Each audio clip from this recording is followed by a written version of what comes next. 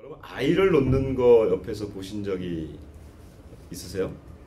아니면 이렇게 뭐 TV를 통해서 이렇게 보신 적이 아마 있을 거예요.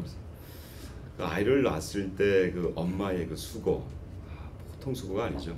그래서 엄마 너무 기뻐해서 막 눈물을 흘리고, 아이는 첫 번째로 세상에 태어나면서 울음을 터뜨리고, 그 옆에서 이제 처음으로 이런 광경을 보는데 아빠들은 막 어리둥절해가지고 하는 게 바로 이게 출산의 어떤 과정입니다.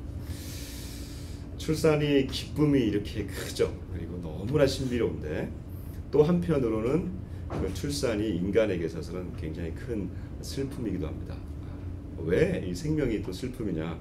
우리가 이 정결법을 통해서 그것에 대해서 같이 다뤄보도록 하겠습니다. 우리는 계속해서 지금 정결 시리즈를 하고 있습니다. 거룩과 정결에 대한 얘기를 하고 있는데, 제가 간단하게 다시 한번 이것을 좀 정리하고 들어가도록 하겠습니다. 하나님이 거룩하신 분이시고, 그리고 그 거룩하심을 우리로 하여금 닮으라고 우리에게 얘기를 하세요. 네, 거룩함은 하나님만의 속성이에요. 그러니까 우리는 절대로 인간이 거룩해질 수는 없어요. 그러니까 우리가 최고로 거룩해질 수 있는 것은 하나님 안에서 정결하게 사는 것, 이것이 거룩함을 추구하는 방식입니다. 다른 말로 하면 이 땅에 살면서 우리는 정결하지 못한 곳에서, 부정결한 곳에서 우리가 살게 된다는 거예요. 그래서 지난주에 우리가 다뤘던 것이 뭐냐면, 우리가 먹는 음식들도 부정한 것이 있고 정결한 것이 있다 해서 말씀을 드렸습니다. 이제 오늘부터 이제 3주에 걸쳐서 바깥에서 부정결한 게 아니고 내 몸에서 부정결한 것들에 대해서 얘기를 하게 되겠습니다. 첫 번째로 오늘은 이 출산에 관한 것입니다. 벌써 아마 딱 이 얘기를 들으면 막 마음이 탁 막힐 거예요. 아니, 출산이 부정하다고?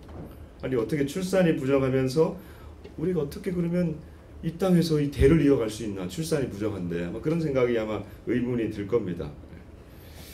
그래요. 오늘 의문이 참 많습니다. 오늘 이 본문을 보면서 여러분들도 굉장히 참 많은 의문을 가지게 될 것이고, 그 의문을 가지고 하나씩 같이 좀 봐요. 첫 번째 의문입니다. 1절, 2절 다시 한번 읽어봅시다. 1절, 2절 같이 한번 읽어보겠습니다. 1절, 2절 시작. 여호와께서 모세에게 말씀하여 이르시되 이스라엘 자손에게 말하여 이르라. 여인이 임신하여 남자를 낳으면 그는 이래 동안 부정하리니 곧 월경할 때와 같이 부정할 것이며. 첫 번째 의문이 이겁니다. 아까 제가 말씀드린 대로 아이를 낳는데 부정하다는 거예요. 아니, 아이를 낳는 게 부정하다면 이런 거죠. 출산하는 게 부정하다 그러면, 여러분, 이 하나님께서 생육하고 번성하라고 땅에 충만하라고 축복을 주셨는데 그 축복이 부정한 거 되는 거죠. 그렇죠? 그러면 그 부정한 것을 우리가 어떻게 축복이라고 말할 수 있냐? 출산은 잘못하면 저주가 되는 거 아니냐? 이런 의문을 여러분 우리가 가질 수가 있어요. 그렇죠? 자, 그 다음에 두 번째입니다. 우리 4절, 5절을 한번 읽어보겠습니다. 4절, 5절. 4절, 5절 읽습니다. 시작. 그 여인은 아직도 33일을 지내야 산혈이 깨끗하리니 정결하게 되는 기한이 차기 전에는 성물을 만지지도 말며 성소에 들어가지도 말 것이며, 여자를 낳으면 그는 2일 동안 부정하리니 월경할 때와 같을 것이며, 산혈이 깨끗하게 되면 66일을 지내야 하리라. 아멘. 두 번째 의문이 이거예요. 자, 간단하게 먼저 설명을 드릴게요. 남자아이를 낳으면요, 부정한데 며칠을 부정하냐면 첫 번째 7일 동안 부정합니다. 그리고 산모는 33일 동안 그 산혈, 피를 계속 흘리잖아요. 그 산혈을 33일 동안 흘릴 동안에는 부정합니다. 자, 7 플러스 7 더하기 33은 며칠이죠? 40일. 남자아이를 낳으면 40일 동안 부정한 거예요. 근데 여자아이를 낳으면 2주 동안 14일 동안 부정하고 66일 동안 산혈이 깨끗하게 된다는 거예요. 그러니까 66 더하기 14 며칠이에요? 80일. 그러면 남자아이 40일, 여자아이 며칠? 80일. 두 번째 의문이 이거예요. 왜 남자보다 여자가 2배나 부정하냐 이거예요. 그쵸? 자, 아마 여기서 여러분 많은 그 의문이 좀 들 겁니다. 이거 딱 듣자마자 여성들은 굉장히 지금 마음이 탁 답답할 거예요. 그렇죠? 아니, 어떻게 우리가 남자보다 못할 게 뭐 있어, 이런 마음이 딱 들면서 마음이 좀 답답할 수가 있어요. 특히 교회는 여자가 많아요, 남자가 많아요? 여자가 많기 때문에 제가 오늘 여기를 잘 풀어내야지만 이게 오늘 몰매를 안 맞을 수 있을 것 같아요. 자, 이걸 보세요. 그래서 이것 때문에요, 딱 읽는 순간에 마음이 딱 닫히면서 아, 성경은 남녀에 대해서 차별하고 있구나, 그런 마음을 가질 거예요. 그렇죠? 그러면서 여기서 책을 덮으면서 더 이상 진도가 나가지 않을 수가 있어요. 많은 사람들이 그렇습니다. 특별히 이 레위기 12장이 남녀에 대해서 이 부정한 배, 그러니까 여자가 남자가 훨씬 부정하다고 하는 것을 배로 이렇게 표현하는 것이 처음이에요. 성경에 처음으로 이렇게 나와 있어요. 아주 명확하게 이렇게 나와 있는 게 처음입니다. 그러니까 이런 걸 딱 보면요, 레위기는요 전반적으로 어렵지만 레위기 12장 같은 경우는 남녀 차별이며 인권 유리 이렇게 되는 거예요. 자, 그런데 여러분, 남녀 차별, 인권 유리 이거를요 사실은 누가 지금 보고 있냐면 우리 오늘날의 시각에서 지금 이게 3,500년 거를 지금 보고 있기 때문에 그런 거예요. 그렇죠? 그러니까 아직 책을 덮기 전에 이 시각을 가지고 먼저 보면서 나중에 우리 걸로 해석을 하자는 거죠. 이걸 해석하기 위해서 많은 사람들이 노력을 했어요. 그렇지 않겠어요? 남자와 여자의 차이를 어떻게 이걸 해석할 수 있을까 해가지고 많은 사람들이 좀 노력을 했습니다. 뭐라고 노력한지 아세요? 첫 번째는 이런 거예요. 성경에 보면 남녀의 차이가 있다, 이걸 인정하자는 거예요. 레위기 27장에 보면 남자와 여자가 서원을 할 때도 남자의 값이 여자보다 2배가 더 됩니다. 그러니까 남자가 2배의 가치가 있다는 거예요. 이 정도의 차이를 두자, 인정하자라고 하는 겁니다. 근데 나중에 보면 아이를, 남자아이를 낳든 여자아이를 낳든 바치는 물건은, 그 재물은 동일하기 때문에 이걸 우리가 받아들이기에는 조금 어려움이 있어요. 또 두 번째는 이런 거예요. 이걸 해석하려고 뭐냐면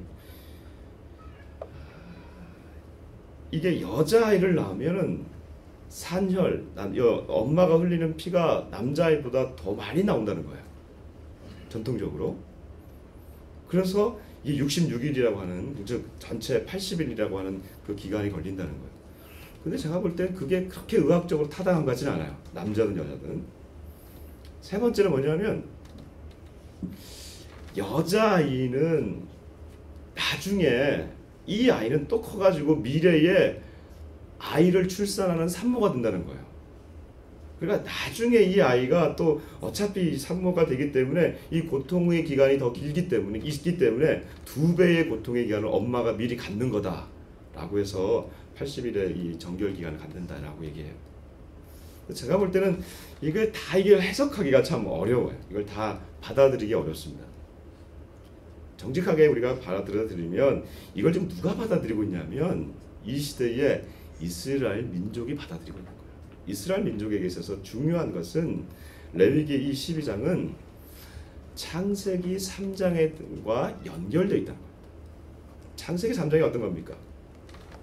하나님께서 오늘 전사님께서 다 말씀해 주셨지만 창세기 3장은 뭐냐면 인간이 하나님이 지으시고 그 인간 하나님을 다 기쁘게 했지만 마지막 순간에 하나님께서 따먹지 말라고 하셨던 그 선악을 알게 하는 나무의 열매를 따먹었어.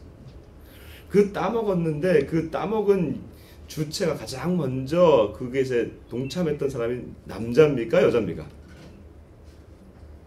여자예요. 이게 남녀 차별 아니냐? 아니에요.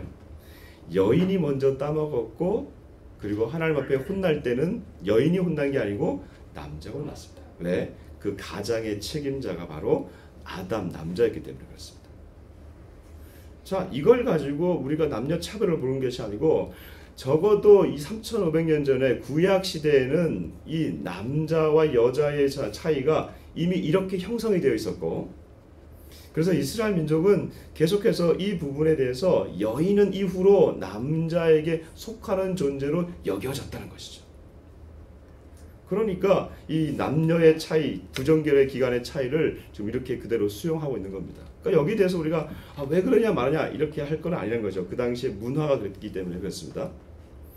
그러면 두 번째 아까 제가 질문했던 거 남녀의 차이를 우리가 어떻게 이해할 것이냐? 창세기 3장에 죄가 이 땅에 들어와서 타락한 이후에 오게 되는 존재에 대한 이 이해, 이걸 우리가 이해를 할 수가 있겠어요. 자, 그러면 이것과 연결해서 우리 첫 번째 거 질문을 아까 첫 번째 질문이 뭐라 그랬죠?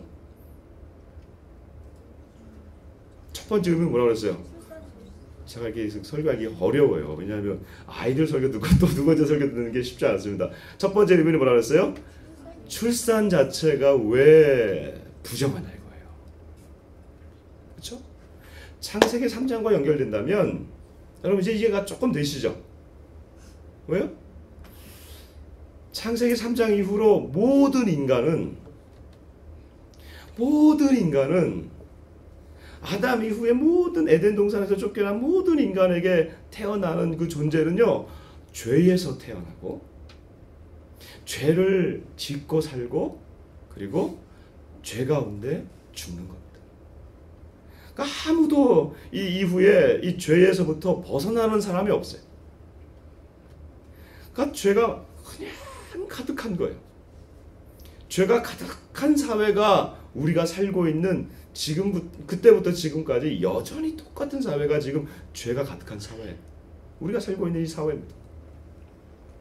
그러니까 여러분 이 레위기 12장에서 얘기하는 이 출산은요, 결국 누구를 낳는 작업이냐면 인간을 낳는 것이 기쁨이고 신비이긴 하지만 죄인된 엄마가 죄인된 아이를 낳는 과정이에요. 그래서 욥이 이렇게 얘기합니다. 욥이 자기를 한탄하면서 자신의 삶에 대해서 이렇게 얘기합니다. 내가 난 날이 망했더라면, 사내 아이를 베었다고 했던 그 밤이 망했더라면, 그날이 캄캄하였더라면. 무슨 말인지 아시겠어요? 욥이 자신의 당한 그 고난을 보면서 그가 이렇게 한탄하는 거예요. 엄마가 나를 낳았다고 하는 그날에 내가 망했더라면, 사내 아이를 베었다고 하는 그날이 망했더라면, 그날이 캄캄했더라면, 다른 말로 뭐예요? 나는 태어나지 않았을 텐데. 내가 태어나지 않았으면 이런 세상에 내가 살지 않았을 텐데. 여러분, 우리가 죄 가운데 태어나서 죄 가운데 자라고 죄 가운데 살아간다고 하는 것이 이렇게 너무 큰 무거운 짐이에요. 살아가면 갈수록 저는 인생은요, 살아갈수록 어깨에 이 죄의 짐이 점점 더해지는 삶이지, 이 일반적으로 경감되는 삶이 아니라는 거예요. 여러분, 중년들 잘 보세요. 저는 중년들의 얼굴을 보면 주름살이잖아요. 눈가에 주름살 하나씩 하시잖아요. 저는 그게요, 이 죄된 사회 가운데 살아가면서 이게 생겨나는 하나의 이 세월의 나이테 같아요. 그 하나하나 들여다보면 그 안에 스토리 없는 얘기들이 없어요. 다 눈물 많은 사연들이죠. 자식이 속을 썩이죠. 살아가는 이가 떠나가죠. 또 몸은 중독으로 인해서 망가져가죠. 남자들 특별히 얼마나 많이 중독이 됩니까? 술, 마약, 도박, 왜 이런 데로 중독이 돼요? 죄가 가득하니까. 죄된 삶에 우리가 살아간다는 거예요. 그러니까 여러분, 아이를 출산하는 것이 우리에게는 굉장히 큰 기쁨이지만 창세기 3장에 보면 아이를 출산하는 것 자체가 우리에게는요, 죄인을 출산하는 거예요. 죄인을 계속해서 출산하는 거예요. 그러니까 이것이 어떤 면에서는 축복이지만 어떤 면에서는 우리에게 부정한 것이다. 이게 생명의, 죄된 사회의 생명의 이게 모순이에요. 너무 기쁘지만 그 자체가 또 하나의 죄를 양산하는 거예요. 여러분, 아이를 키워보시면 아시겠지만 여러분, 신앙이 유전이 됩니까? 희한하게 얼굴은 유전이 되고요, 행동도 유전이 되고, 심지어는요, 병까지도 유전이 됩니다. 가족 병력 있죠? 할아버지가 암으로 돌아가신 분들은 대장암이면 그 자녀도 반드시 대장암이 걸릴 확률이 높아요. 이 모든 건 다 유전이 되는데 왜 신앙은 유전이 안 될까? 왜 신앙만큼은 좋은 그 신앙의 유전자가 있어가지고 여러분의 자녀, 우리 할아버지가 믿었으면 나에게도 또 믿었으면 좋겠는데 이 유전이 안 되는 거예요. 죄된 인간 가운데 태어나는 거예요. 그러니까 우리가 죄를 이렇게 지은 사람이 또 죄인을 낳는 과정이니 얼마나 하나님 앞에서 이것이 또 부정한 거예요. 여기다 하나 덧붙일 것은 여러분 피는 생명이라고 말씀했습니다. 우리가 지난주에 우리가 음식을 가리는 기준 자체가 생명과 죽음의 기준이라는 것을 제가 말씀드렸어요. 오늘 여기도 적용이 됩니다. 아이를 낳을 때 어찌됐든 이 죄인을 낳는 거지만 아이를 낳을 때 결국 뭐와 함께 나오냐면 몸속에서 피가 빠져나가는 거예요. 피가 빠져나간다고 하는 것은 피를 계속 흘리면 어디로 됩니까? 죽음에 이르게 되는 거예요. 그러니까 피가 나간다고 하는 것은 죽음에 이르게 되기 때문에 생명과 죽음의 관점에서 거룩이 있다면 이것은 거룩하지 않은 부정결한 일이 되는 것입니다. 그러니까 종합해서 말씀드리면 우리가 아이를 낳는 것은 피가 빠져나가는 일이기 때문에 죽음의 행위면서 생명이 나오는 것이고 그리고 그 안에서 나오는 아이는 죄 가운데 태어난다는 것이죠. 자, 그러면 이 부정한 일 어떻게 씻어낼 것인가? 정결 예법이잖아요. 어떻게 씻어낼 것인가? 성경에 보니까 두 가지 제사를 드리라고 하는 것이에요. 우리 8절을 같이 한번 읽어봅시다. 8절. 아니 6절이에요. 6절 같이 읽습니다. 시작. 아들이나 딸이나 정결하게 되는 기한이 차면 그 여인은 번제를 위하여 1년 된 어린 양을 가져가고 속죄제를 위하여 집 비둘기 새끼나 산 비둘기를 회막문 제사장에게로 가져갈 것이요. 아멘. 두 가지 제사를 드린다고 그랬습니다. 무슨 제사와 무슨 제사를요? 번제와 그 다음에 속죄제. 5가지 제사 중에 2가지 제사를 드리는데 하나는 번제와 속죄제, 또 하나는 속죄제예요. 번제 간단하게 말씀드릴게요. 번제는요, 우리 죄를 속하는 죄가 되기도 하지만 참 그 기본적으로 쓰이는 제사가 뭐냐면 아이를 낳았으니까 감사할 수 있는 제사예요. 그렇잖아요. 우리 집에 아이가 태어났다.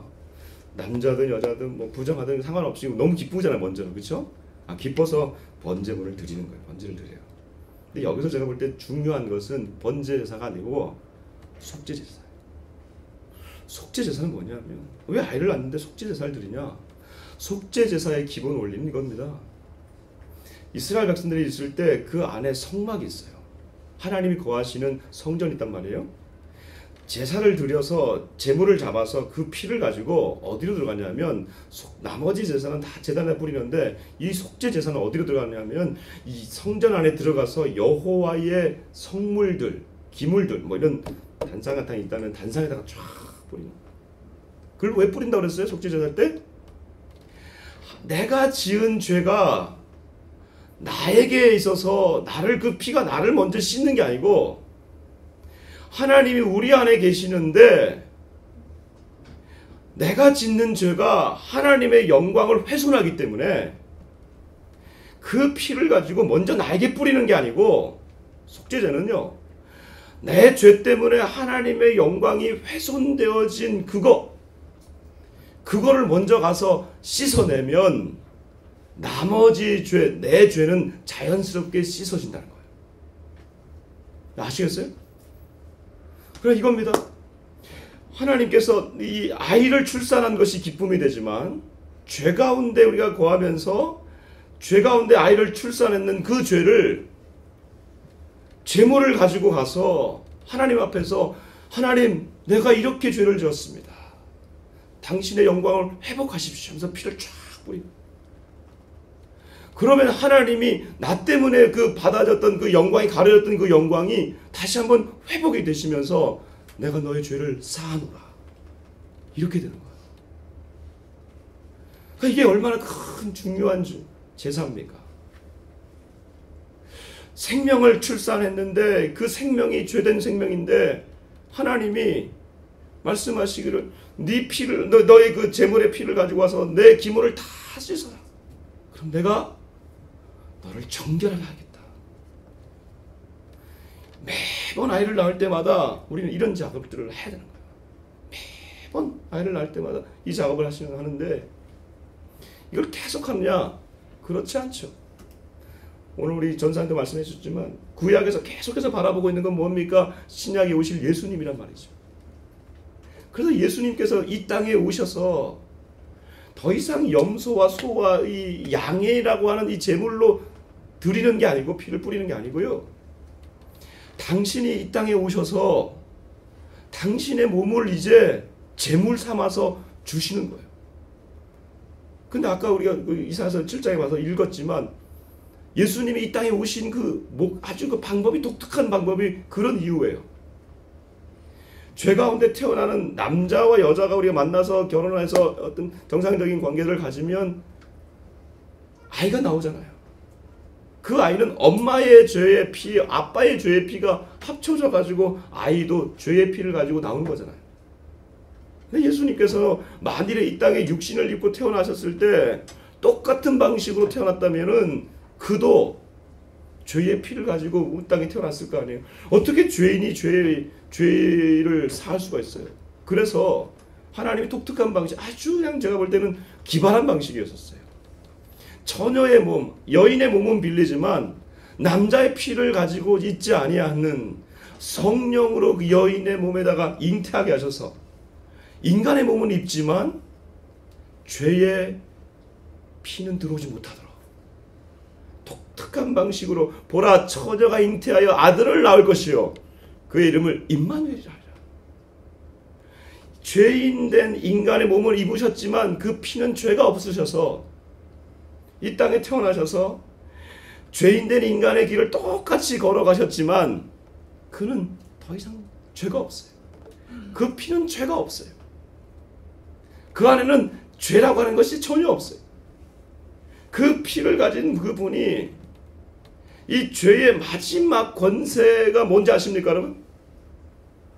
죄의 마지막 권세는 사망입니다. 사망아, 네가 쏘는 것이 어디냐? 네가 쏘는 것은 죄요 라고 얘기하고 있습니다. 여기서 쏜다는 게 뭐라냐면 찌른다는 거예요. 사망아, 네가 찌르는 것이 무엇이냐? 네가 찌르는 것은 죄요. 거꾸로 말하면 죄 뒤에는 뭐가 있냐면 죽음이 있는 거예요. 죽음은 계속해서 죄를 통해서 여러분 그걸 찌르는 겁니다. 여러분, 죄가 계속해서 사람을 찔러보세요. 어떻게 돼요? 여러분들 안에서 죄의식, 죄책감들이 있죠. 죄가 들어오고 나면요, 우리가 남는 게 뭐가 있냐면 죄책감이 남습니다. 죄는 떠나요. 죄는 이례적인 거잖아요. 그렇죠? 내가 사람을 죽였어요? 내가 음란한 것을 계속 봤어요? 이례적인 거예요. 그러나 그것은 떠나가도 죄책감이 남습니다. 내가 왜 그때 그랬을까? 내가 그때 그렇게 하지 말았어야 하는데, 이 죄는 남아서 계속해서 우리 가운데 죄책감을 줍니다. 그래서 너는 나쁜 놈이야. 정죄를 주죠. 여러분, 죄가 계속해서 정죄해 보십시오. 여러분 안에 계속 정죄되죠? 어떻게 됩니까? 여러분, 죄의 정죄 앞에 살 수 있는 사람이 없어요. 학식 많은 사람들, 교수들, 부자들, 몇 주 전에 우리나라 대기업의 부회장이 죽었어요. 수사망이 몰려오니까 스스로 죽었어요. 지난주에 우리나라 유명한 스포츠 해설가가 죽었어요. 뭔가 모함이 된다 하니까 억울해서 죽었어요. 모르겠습니다. 사람 죽음을 우리가 함부로 표현할 수 없지만 그 안에 기본적으로 뭐가 있냐면 정죄감이 있는 거예요. 죄로 인해서 계속해서 그 죄가 내 안에서 정죄하는 거죠. 네가 어떻게 그러고도 살 수 있어? 이 세상의 죄의 권능이 마지막에 뭐냐 하면 사망, 죽음이거든요. 그 죽음의 권능을 예수님이 다 받으셨어요. 어디서? 십자가에서 받으셨어요.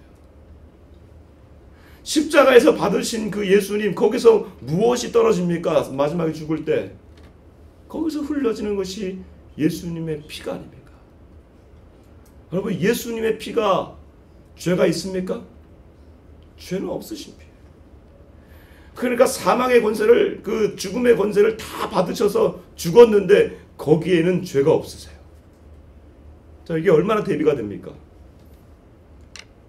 우리가 사람이, 여인들이 아이를 낳으면서 흘리는 그 피, 정작 생명을 낳는 것 같지만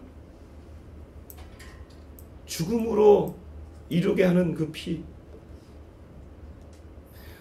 생명을 낳은 것 같지만 부정하게 된 그 피.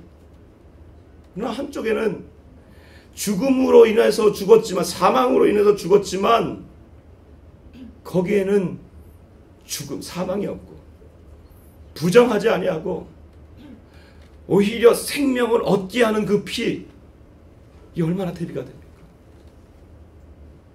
그러므로 여러분, 오늘 이 정결법은요, 이 출산의 정결법은 우리로 하여금 무엇을 바라보게 하냐면, 이 땅의 고통, 이 땅에 살아가는 이 고통 가운데서 우리가 정말로 취해야 될 피가 무엇이냐, 이것을 보여주는 거예요. 죄의 권능, 얼마나 강합니까? 죄의 그 권세, 얼마나 강합니까? 죄가 가득하면 가득할수록 죄는 무엇을 부르냐면 죽음을 부르거든요. 출애굽기 창세기 6장에 보면 하나님께서 이 땅을 멸하실 때에 이렇게 표현하고 있습니다. 여호와께서 사람의 죄악이 세상에 가득함과 그의 마음으로 생각하는 모든 계획이 항상 악할 뿐임을 아시고 홍수를 보내서 심판하셨습니다. 죄가 가득하면 가득할수록 그 죄가 무엇을 부르냐면 사망을 부르는 것입니다. 여러분의 삶에서 부정결한 것들이 곧바로 죄로 변하지 않습니다. 부정결을 오래 방치하면 그것이 죄가 되는데, 여러분의 삶에서 이 내 몸 안에 이 부정결을 계속해서 쌓아두고 있다면 여러분 아십시오. 죽음이 나를 하여금 오고 있구나. 내 몸 안에 계속해서 쌓이면 결국은 내 몸 안에 죽음이 오고 있구나. 우리의 가정 안에 그런 부정결이 계속해서 들어오고 있다면 우리 가정이 망하겠구나. 공동체 안에 그런 부정함들이 계속해서 얘기되어지고 그것을 계속해서 권한다면 그 공동체 결국 망할 것이다. 민족 안에, 나라 안에 그 부정결이 계속해서 횡행하고 막 넘쳐나면 그 민족 하나님이 거두어 가십니다.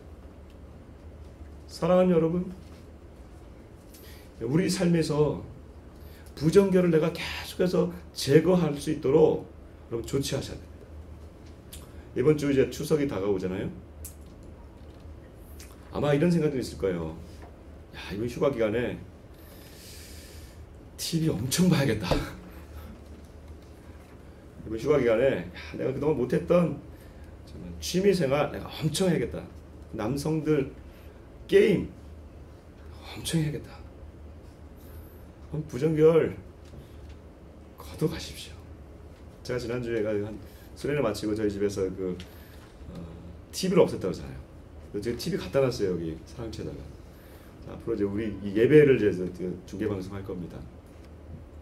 TV를 없애고 나니까 집이 너무 좋아졌어요. 그 TV 놓은 자리에다가 제가 이렇게 이런 화분 2개를 탁 놨는데, 집에 들어가면 이제 할 일이 없어요.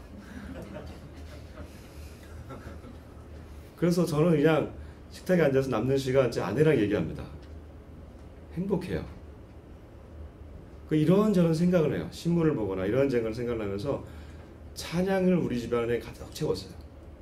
그리고 TV 자리 있는 데다가 이거 2개를 놨어요. 이거 다 놓고. 야긴과 보아스, 내가 어제 그렇게 표현했어요. 야긴과 보아스. 여러분 야긴과 보아스 뭔지 아세요? 솔로몬 성전의 2 기둥이에요. 기둥을 딱 놓고 너희는 야긴과 보아스다. 부정결을 막는 전 작업들을 여러분 실제적으로 해야 돼요. 집들마다 가서 보니까 저도 그랬고, 저희 집의 구조가 TV 놓고 TV를 바라보는 소파가 바로 앞에 있어요. 나를 인도하는 분은 여호와가 아니라 TV인 거죠. 여러분 삶의 구조를 서서히 바꾸셔야 돼요. 그렇죠? 구조를 바꾸려고 하지 않는 노력을 하지 않는데 내 삶이 거룩해질 수 있다? 내 삶에 하나님의 영이 계속해서 임할 수 있다? 이건 넌센스 아니에요? 교회에서 이렇게 얘기하지만 정작 돌아가서는 여전히 우리의 가치가 세상으로 여전히 알려지고 있는데 어떻게 우리의 삶이 변하겠습니까? 사랑하는 성도 여러분, 제가 실질적인 팁을 드립니다. 이번 추석 때 TV를 꺼보십시오. 아무도 안 하네. 이번 추석 때 여러분의 삶에서 오히려 조금 더 내가 경건한 삶을 살아보겠다고 하는 어떤 그런 계획을 가져보십시오. 3박 4일입니다. 그 추석 때 내가 읽지 못했던 경건서적을 읽다든지 아니면 좀 더 기도원에 간다든지 아니면 우리 가족들과 좀 더 질적으로 높은 시간을 갖는다든지 그렇게 한번 해보십시오. 그러면 오히려 우리의 삶에 있어서 정결한 것들이 더 들어오게 될 것입니다. 우리는 계속해서 지금 정결을 얘기하고 있습니다. 아마 레위기가 그칠 때까지 이 정결과 거룩에 대한 얘기를 저는 멈추지 않을 것 같아요. 계속해서 이것을 얘기하고 나아갈 때 하나님이 우리 공동체에 제가 지금 볼 때 사람들의 마음에 이 거룩에 대한 부담감을 가져가고 있어요. 너무 좋은 겁니다. 이 거룩에 대한 부담감을, 이 거룩한 삶을 내가 살아야겠다고 하는 이 부담감을 내려놓는 순간 세상이 여러분을 확 덮칠 거예요. 그렇게 하지 않도록 여러분 이 말씀 앞에서 우리가 계속해서 결단하고 예수님 나를 도와주십시오. 예수의 피가 나를 적셔주십시오. 그래서 하나님의 영광이 내 안에서 회복될 수 있게 해달라고 계속해서 기도하는 우리 공동체가 되기를 주의 이름으로 축복합니다.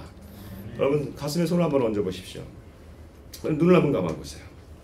그리고 이 시간 우리 주의 보혈 능력이 또다 이 찬양할 때에 나를 위해서 돌아가신 예수님의 그 피를 이 시간 적용합시다. 내 안에 아무런 무슨 깨끗한 것이 없는데 그 예수님의 피만이 나를 정결하게 할 수 있어요. 계속해서 이 정결의 피를 내 영혼과 몸에 뿌릴 때에 우리의 가정이 정결해지고 내 영혼이 정결해지고 우리 공동체가 정결해질 줄 믿습니다. 그러므로 그리스도 예수 안에 있는 자에게는 결코 정죄함이 없나니 이는 그리스도 예수 안에 있는 생명의 성령의 법이 죄와 사망의 법에서 너를 해방하였습니다. 하나님 아버지 감사합니다. 우리에게 생명을 주시고 생명의 길을 보여주시니 감사합니다. 생명의 피를 덧입어서 이 세상에서 살아갈 때에 거룩한 백성들 되게 하여 주시기를 원하고 오늘 이 시간 하나님을 알지 못하고 방황하는 영혼들을 주님의 손에 의탁합니다. 하나님 이들을 불쌍히 여기시고 이들도 생명의 길로 나올 수 있도록 하나님 인도하여 주옵소서. 죄의 권능에 빠져서 죄 가운데 살다가 죄로 망하지 않게 하여 주시고 모든 죄를 씻으시고 우리로 하여금 다시 한번 인생의 목적을 알게 하시는 주님 앞에 나올 수 있도록 하나님 인도하여 주시고 오늘 기록한 이 이름들이 언젠가는 생명책에 기록되는 놀라운 역사를 허락하여 주옵소서.